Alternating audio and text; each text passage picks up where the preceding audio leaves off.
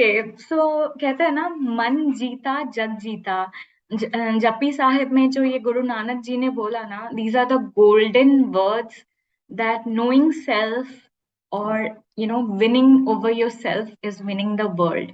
So we being aware of ourselves and our desire can help us in a profound way to contribute positively to the world as well. So, good evening and a warm welcome to each one of you who's present now and also to the ones who will watch us later on YouTube. My name is Divya Shah, and Radio Diva is an initiative that we started to vent out emotions during the first lockdown, especially when we were, in the four walls of our houses. And but gradually, it has transformed into a platform where experts from a variety of fields, especially from mental health space, they join us, they share their wisdom and life lessons with us, helping us be better individuals. I think खुद को improve करने का इतना scope है, and that's what we are striving for on Radio Diva. We'll request each one of you to be part of our growing Happy Go Lucky community. Follow us on Facebook and Insta by the name of Radio Diva, and do subscribe to our YouTube channel by the same name. Okay, so coming to our amazingly talented speaker for tonight. Good, Geeta Budhraja she is a professor of English with Delhi University with almost 3 decade, not almost 3 decade of experience. And she's trained in yoga therapy, Reiki, karma consciousness, helio life. There's so many theories and so many aspects where she is an expert, like Ayurveda, counseling, so many things, and she has done so much research in the fields of toxic and abusive relationships, emotions, so many fields she has done. But most importantly, when I spoke to her, she spoke from her experiences, from her life. And I feel when we quote our own life lessons, that's the best, because we all have something or the other which has taught us and helped us be better individuals. And when we talk from those experiences rather than quoting a person sitting in US or a person sitting anywhere across the globe, it really becomes important, because these are our life lessons, and that's what I felt when I spoke to her. So such a privilege to have you, Geeta ma'am. Thank you so much for agreeing to do this, and I'm so happy that you are here with us tonight. A warm welcome to you. Thank you. Thank you so much, Divya. That was very, very generous. And I'm very grateful for, such a warm, generous, and I don't know whether I deserve all of those, platitudes that you have. You deserve much more than that. I can't summarize a person's 30 years of experience in 2 minutes. And I have still not done justice to all that you stand for and all that you are. So thank you so much for being part of our community. No, thank you, Divya, because I'm genuinely grateful for this opportunity to be able to reach out to more people on a different platform. We have various platforms, on which we do communicate and we do reach out.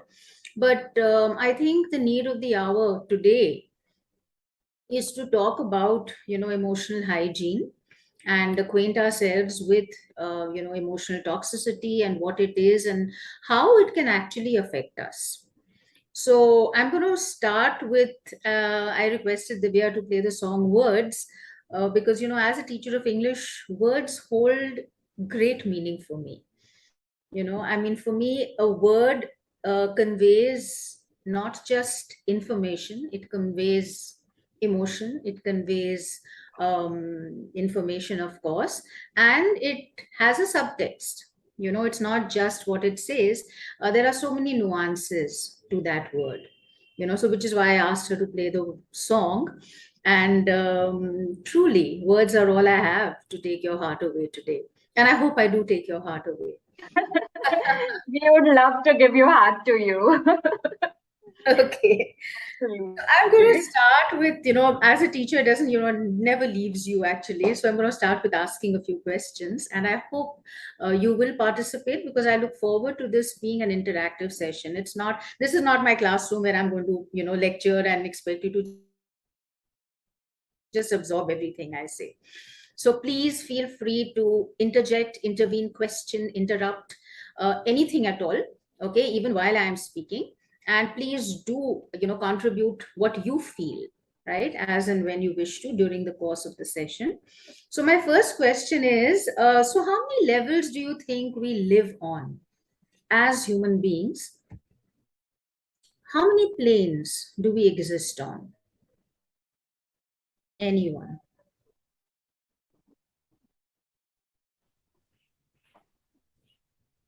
If we go by the 5 sheets of yoga, there is Annamaya Kosh, Manomaya Kosh, Right. Pranamaya Kosh, prior to that Vigyanmaya, and then Anandmaya, and then obviously you are beyond all that.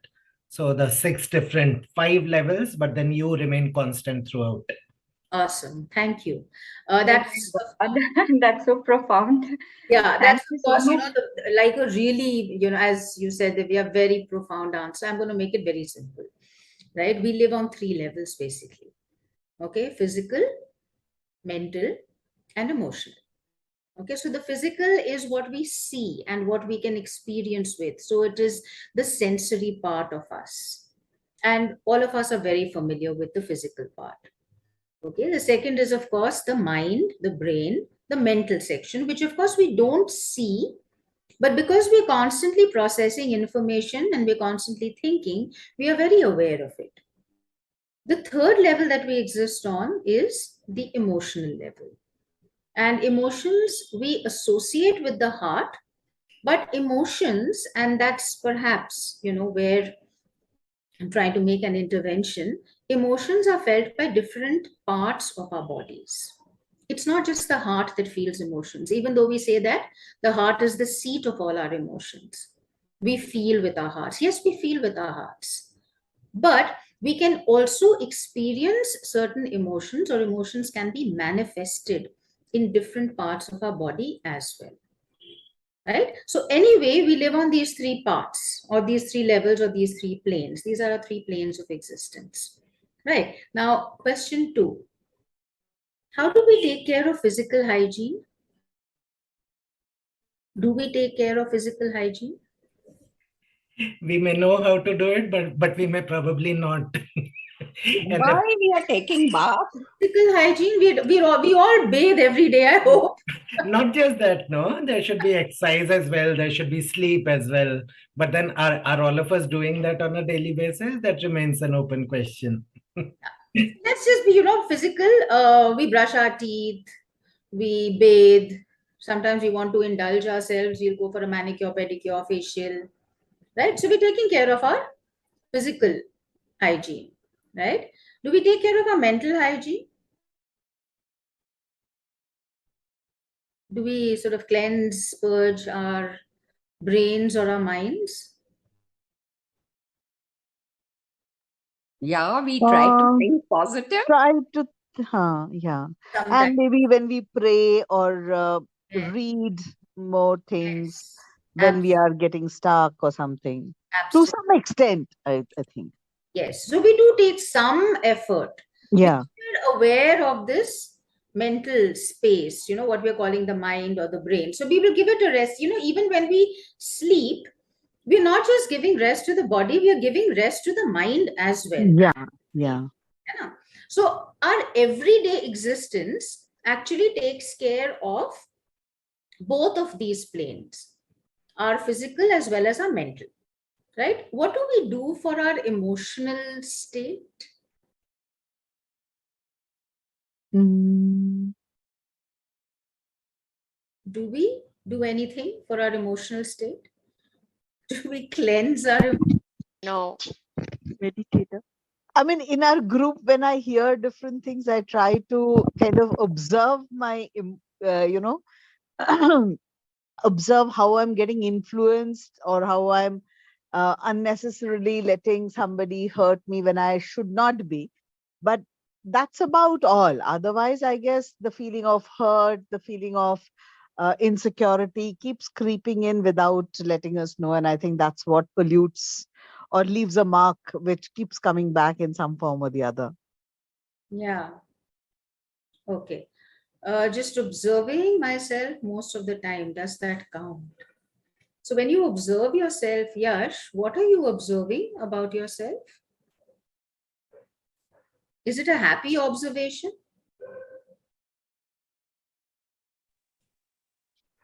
Or are you, trying to find every kind of emotion? You're observing your emotions. Is that what you're saying? That you observe your emotions? Okay. Okay, great. That's a wonderful, starting point, right? Is sometimes crying a part of emotional detox? Absolutely. Absolutely. It's one of the most effective ways. Sometimes I do. Sometimes I do that. I'm really glad to hear that, because very often we hear that. Also do quite often. I think that's why I'm so attached to you, Jayaji. I cry at the drop of a hat. Of course, now I have started crying less, but there was a point when I used to cry a lot. Same, yeah. I used to cry a lot. कुछ भी दिल जैसे भरा आंसू टपके. Right, same here. But what have we been told while we are growing up? Are we Don't encouraged? cry, you are a cry Don't baby. cry, you're a cry baby, right? Have you been encouraged? My daughter, her friends tell my daughter, but we have never told her, no, don't cry. I mean, crying is fine. Exactly. That is what we need to tell our children, and we need to encourage them to cry, because crying is catharsis. Okay, and catharsis in Greek, the word is catharsis, but what it means is to purge or to cleanse. Okay, and you would have noticed that whenever you cry, after a good cry, you feel very light. You feel good. You feel, okay, everything is fine. I can handle things. Right? So catharsis is a very, very important part of our emotional detox, to be able to cleanse or purge. Now, it's all very well for me to say, this is what you need to do, and you need to cleanse your emotions and all of that. But how do I know that I have a need, that there is some kind of an emotional toxicity, there is some kind of an emotional buildup, right? Because suppose you don't bathe for a couple of days, what will happen? We all know. Let's not go into something that is distasteful. If we don't brush our teeth, similarly, we will have all kinds of, accumulation of plaque and bad breath and, all of those kinds of things, right? So if we don't practice physical hygiene, physically, we will become aware, isn't it?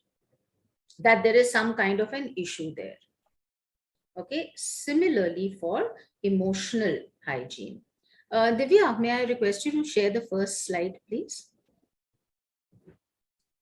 Yeah, sure. You continue and I'll share. So, when you will look at this slide, what this slide explains to us is that emotions get manifested in different ways in different parts of our body. So, for instance, if you have niggling aches and pains, if you have unexplained, non-specific, you haven't hit your, foot anywhere, and yet there is a pain in your ankle. Okay, if you have some kind of, now these are not very intense pains, but they are discomforting, right? Sometimes you might have a dull headache, a dull throbbing kind of a headache, right? Very, very often. And this, I think, is something that maybe all of us have at some point experienced. Between the shoulder blades, we start feeling a kind of a heaviness. We start feeling a kind of a, as if everything is cramped. That is a sure sign of emotional toxicity. Now, when I say toxicity, there are many, many emotions, and we have experienced many emotions. Would some of you like to identify or name some of these emotions?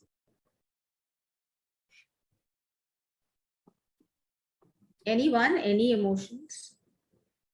Anger. First emotion that comes to mind. Okay. Grief, yeah. Pride, grief, anger, fear, pride. Yeah. Is this the one you were talking about? Yes, yes. Thanks, Divya.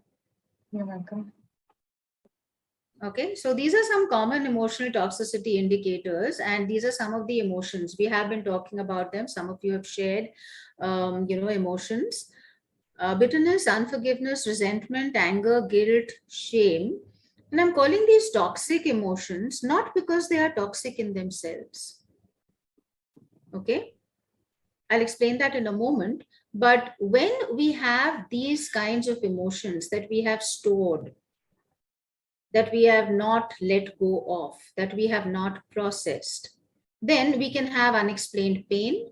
We can suffer from digestive issues, acidity, acid reflux, gastric issues are all part of fear. Where do we feel fear immediately when we get scared of something? Where does our hand normally go? Immediately, naturally. Where does it go? On which part of our body?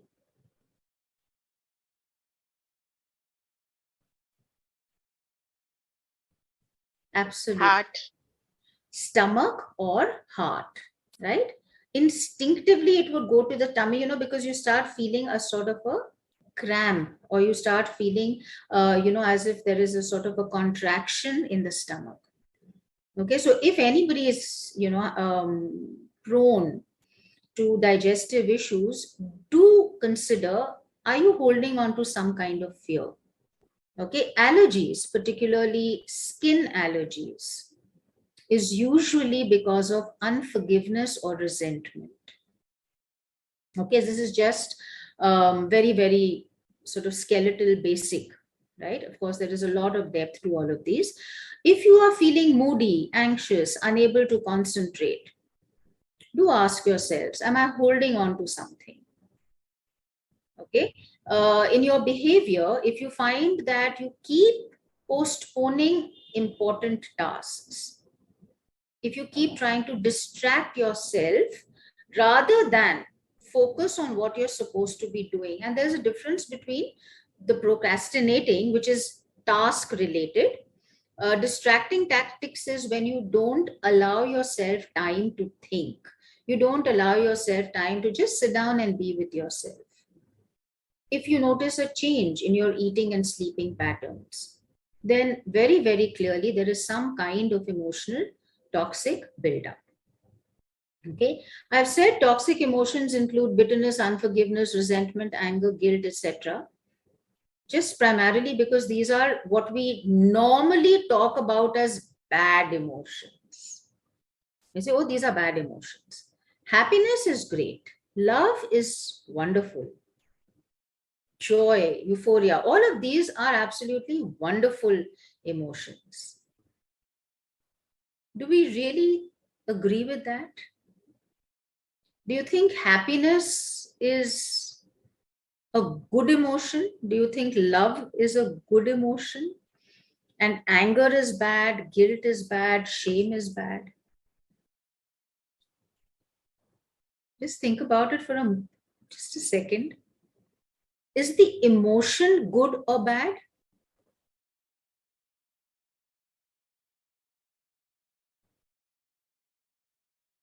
Because somebody in love can do something which is not really great, no? And somebody who is very happy can also perhaps party too much and end up feeling not very good. So my point is that the emotion in itself is neither good nor bad. Emotions are not good or bad. It is how we React. yes, and process or not process. Yeah. So no, the emotion doesn't make us feel good or bad. It makes us feel good or bad because we have been conditioned to feel in a certain way. I'll give you an example. We have been told right from our childhood that, gussa nahi karna chahiye. How many of you have been told this? Don't get angry. Gussa mat karo. Yeah. So 2 of you have said it. I know, yeah, I have been told, don't show anger. Now, is it possible that we will not get angry ever? Not possible, No. isn't it? There are times when we will get angry. Now, consider a moment where you have gotten angry about something. What is your subconscious absorbed? That I'm not supposed to get angry, right? So what will you start feeling? Guilty. You will also start feeling a sense of shame, right? Because you're not supposed to get angry, but you can't help it. You are really angry. So what are you going to feel? You're going to feel angry, and you're going to feel guilty, and you're also going to be full of shame because you have felt anger, right? So can you see what a toxic cocktail you have cooked up for yourself? And now you're going to have to drink this horrible cocktail, right? So should I not just allow myself to feel angry? Is it not possible? Doesn't it make more sense that, okay, if I'm angry, let me consider, what am I angry about? And let me also at this point mention that anger is not a primary emotion. Anger is a secondary emotion, meaning that we get angry because we are feeling something else, and we are using anger as a way to distract ourselves. Usually, anger comes from grief or sorrow or sadness. But because we have been told that we must be happy and positive all the time, unfortunately, we are living in an era or an age of toxic positivity. I am told all the time, I meaning everyone, we are told all the time, be positive, think positive, do positive things, think of others, only show gratitude, affirmations. Amazing. I'm not saying they're bad, right? But I'm a human being and I'm imperfect. I am not perfect.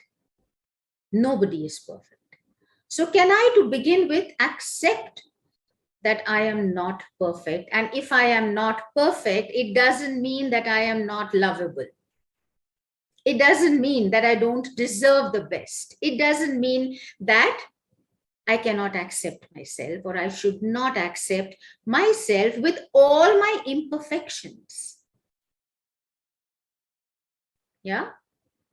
So suppose a really good friend of yours came to you and said that, I'm very upset with something. I don't know what to do, this, that, and the other. How are you going to deal with that person? What will you tell your friend? Are you going to scream and shout at her? Are you going to say, what a stupid person you are? Why do you behave like this? Are you going to do any of that?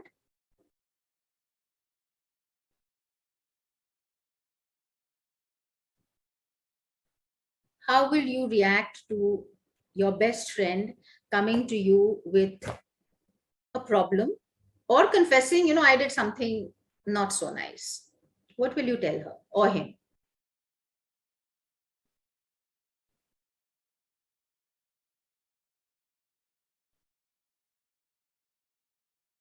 Come on, guys. Best friend को तो गुस्सा कर सकते हैं. We can scold our best friend. But will you scold your best friend who is coming to you crying and saying that? No ways. No ways. You won't, no? Yeah. But then why do you scold yourself? Why do we scold ourselves? Why are we so harsh on ourselves? Why do we expect the best and better from ourselves? Why have we set the standards for ourselves so very high that we cannot afford to make a mistake? We cannot afford to slip up. We cannot afford to feel emotions which are supposed to be, within quotes, bad. As I said, no emotion is bad. Isn't it? No emotion is bad. It is how we process them. But for sometimes we have not put a standard to it, but this other person makes us realize that we are not perfect. Exactly. So we need to tell the other person that I am not perfect and neither are you. Sorry, buddy. Neither of us is perfect. Let's accept ourselves and let us accept that this is where we begin from, and let us now work to improving ourselves. Accepting myself does not mean that I will stop improving myself. They are not mutually exclusive. Okay, but acceptance is a very, very important step in my progress, development, and movement forward. Okay, so practicing emotional hygiene basically means that we begin to become aware of our feelings. We begin to accept them. We learn how to process them rather than hide our heads in the sand like an ostrich and say it does not exist. Right? By declaring that something does not exist, it doesn't either go away, and nor is it true that it doesn't exist, because it does exist. It will continue to sit in your body, in some part of your body, and cause you some kind of physical pain. Now, when I say pain, it could be discomfort, distress, agitation, discomfort. Okay, not necessarily just pain. Okay, so that's the first indication, because our physical selves are what we can see and what we can feel. Right? So what can we do? What is a very simple technique that we can practice? Because I think we have limited time before we go into anything else. Let me just give you a very, very small thing that all of us can do every evening. Before you sleep, literally 2 minutes, if you allow your mind to just go over the entire day, not in terms of the events, but how you felt about each event. And please be honest with yourself, because you don't have to share this with anybody. It's between you and yourself, right? Very often we create emotional toxicity because we are dishonest with ourselves. We felt a certain way, but I will not allow myself to accept that I felt a certain way. I felt very jealous when I saw this person who was stunningly beautiful. So I felt a twinge of jealousy. How beautiful is she? You know, why don't I look like that? Right? But I've been conditioned to believe that if I feel jealous about somebody, I'm a bad person. So I immediately say, no, I didn't feel that. But I did. So it's okay. Okay, so let me accept, okay, I felt that way. Step 2, what do I do about it? Maybe I can take some steps to lose weight. Maybe I can take some steps to do something to my skin. Maybe I can go for a different haircut. Maybe I can get a new dress. You see, nothing is impossible, right? But I need to start accepting, this is what I felt. This is how I reacted. It's okay. There's no problem with how you felt. What you do about how you feel is what is important.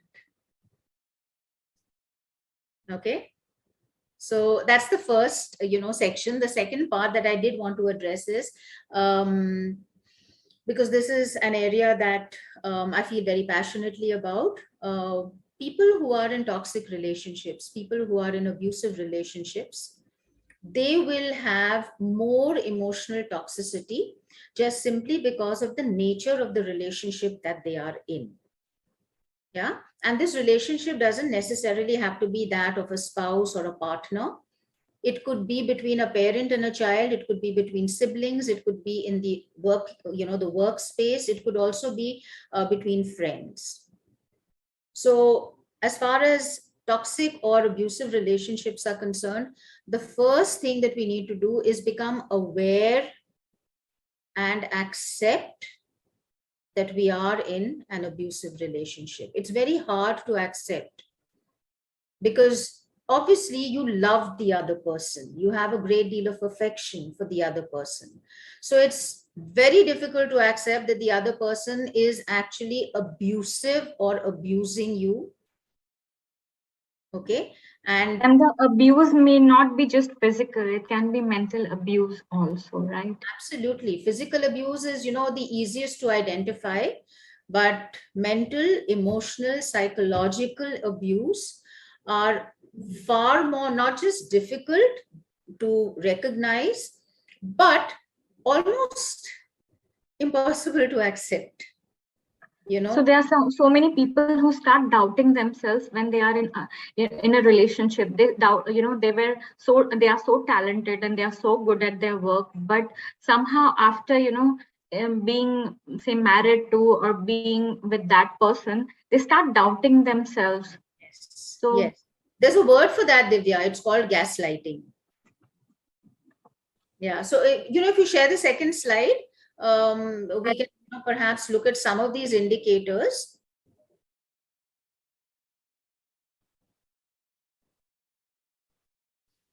And I'd like everyone to just take the third one then, I think.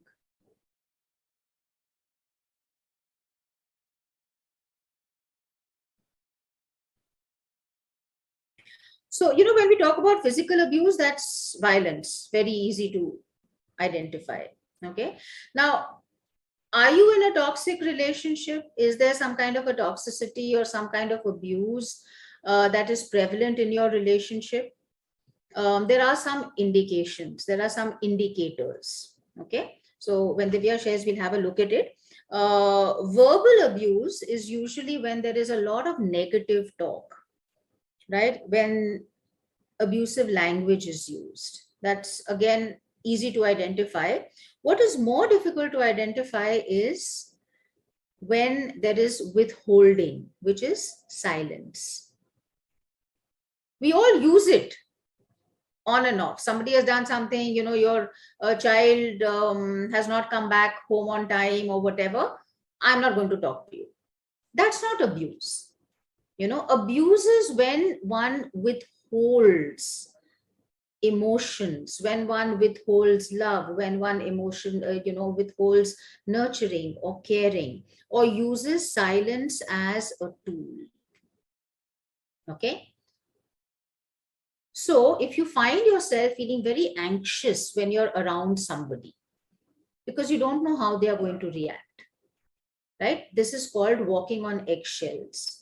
Literally, if you take, when what we say, phunk phunk ke kadam rakhna, walking on eggshells, because you don't know how the other person is going to react. Just think of how much stress you're putting on yourself. Okay. If you find yourself defending somebody or hiding something that this person has done, either to you or to somebody else. For instance, this person could be in the habit of telling lies after lies after lies, but you feel almost compelled to protect them or shelter them, justify them, right? You don't want to call their behavior abusive.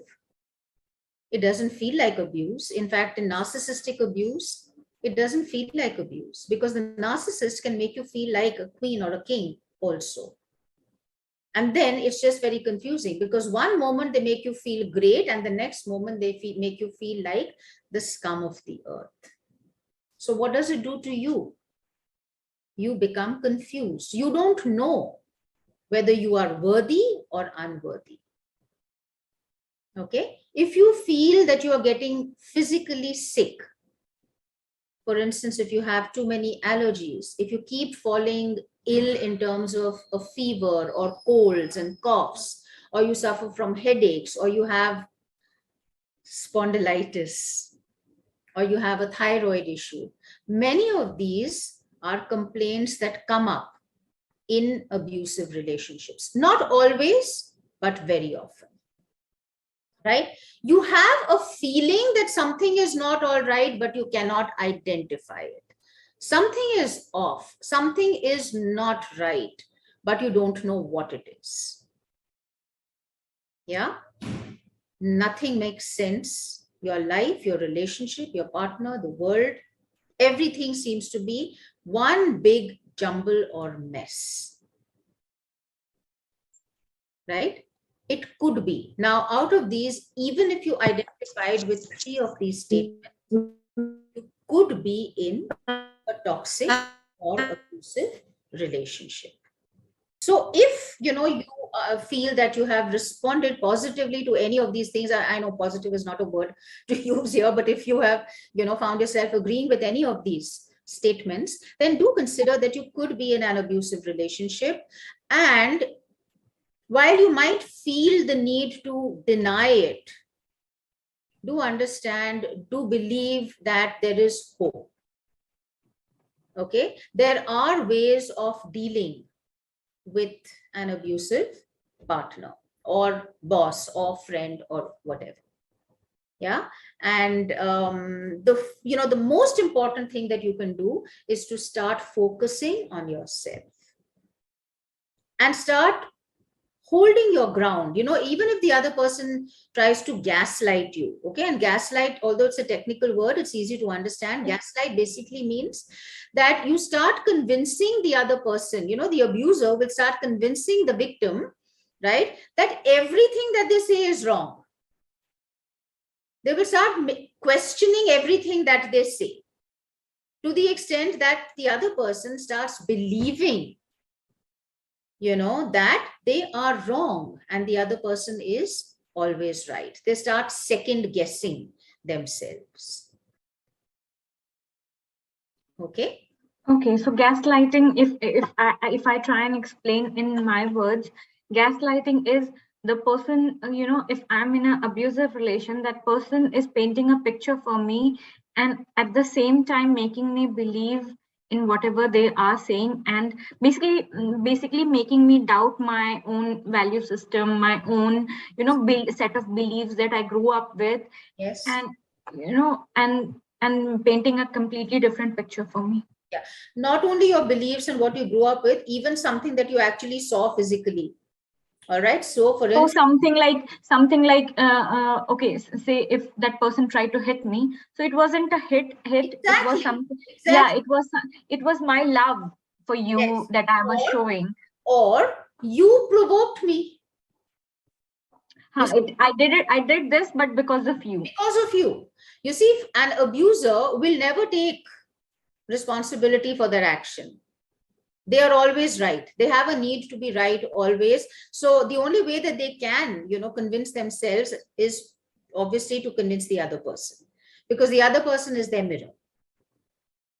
Okay. Now, the reason I've talked about toxic relationships is because, as I said, in a toxic relationship, because our emotions anyway, are running so high and we are unable to deal with them, toxicity or emotional buildup, the chances of that are very, very high. So for someone in an abusive situation, it is imperative to practice emotional hygiene.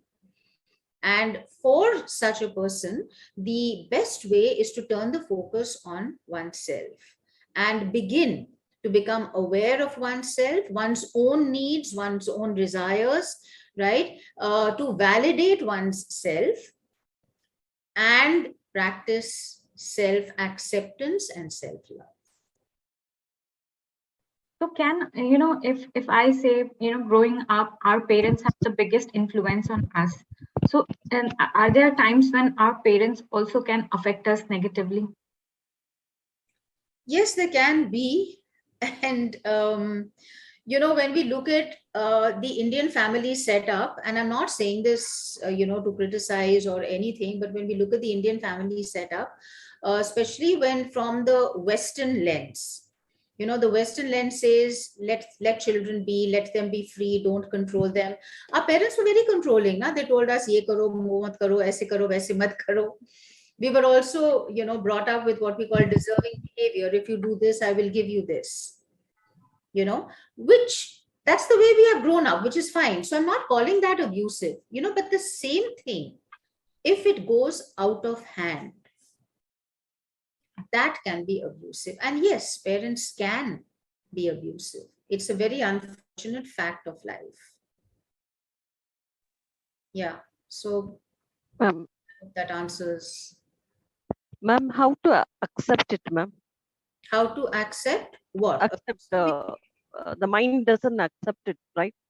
That the person is That the abusive, person is, right? That is the more yeah, difficult part of it. yes, yes, absolutely. And that is, that is, let's say, the main problem, right? And this is where we need to be very, very strong. And the best way that I have found is to arm yourself with as much information and knowledge as you can get about the situation. You see, because information can't lie, right?